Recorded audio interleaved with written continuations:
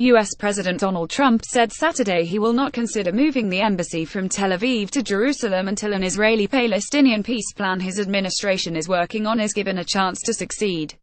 Appearing on a show hosted by former Arkansas Governor Mike Huckabee on the TBN network, Trump said a decision on moving the embassy would be made in the not-too-distant future, but also indicated it would have to wait for the results of a nascent peace proposal being formulated by the U.S. Get the Times of Israel's daily edition by email and never miss our top stories free sign-up. I want to give that a shot before I even think about moving the embassy to Jerusalem, Trump said.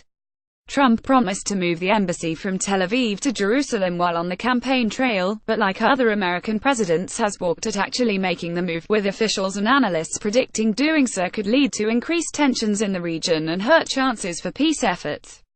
The Trump administration has been working on a peace plan it is expected to unveil in the coming months, though details about the proposal have been scarce. The president said the White House is working on a plan, but despite making reaching what he calls the ultimate deal a central plank of his foreign policy, did not show robust confidence in the interview with Huckabee that it would lead to actual peace between Israelis and Palestinians. "We're working on a plan that everybody says will never work," he said. "If that doesn't work, which it's possible that it won't, to be totally honest, most people say it's an impossible deal. I don't think it is impossible, and I think it's something that can happen, and I'm not making any predictions." He added that he believed peace between Israel and the Palestinians would lead to a wider regional peace, which has to happen. According to reports, the plan may include a regional diplomatic initiative involving Israel normalizing relations with Arab states.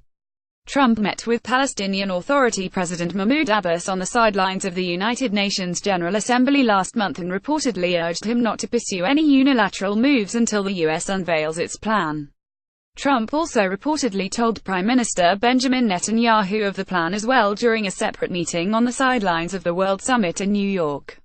Palestinian Authority President Mahmoud Abbas speaks while U.S. President Donald Trump listens before a meeting at the Palace Hotel during the 72nd United Nations General Assembly on September 20, 2017, in New York. AFP photo Brendan Smialowski. White House officials have made several trips to the region in recent months, though itineraries indicate they have spent more time meeting Israeli officials than Palestinians, with Ramallah reportedly losing hope that the administration will deal them a fair hand. The Trump administration has taken a much softer line toward settlements than past administrations and has refrained from committing to a two-state solution, breaking with decades of U.S. foreign policy. In late May, Trump signed a waiver allowing him to delay moving the embassy for 6 months. He will need to decide on signing the waiver again in late November.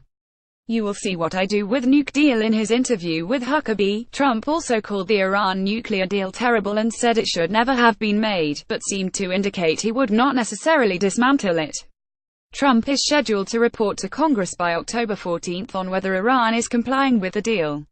He is widely expected to decertify Iranian compliance, but not actually pull the U.S. out of the pact. "I can tell you I'm very unhappy with the deal. The spirit is not there.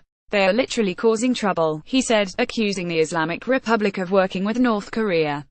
"You will see what I will be doing. Iran is a bad player and they will be taken care of as a bad player."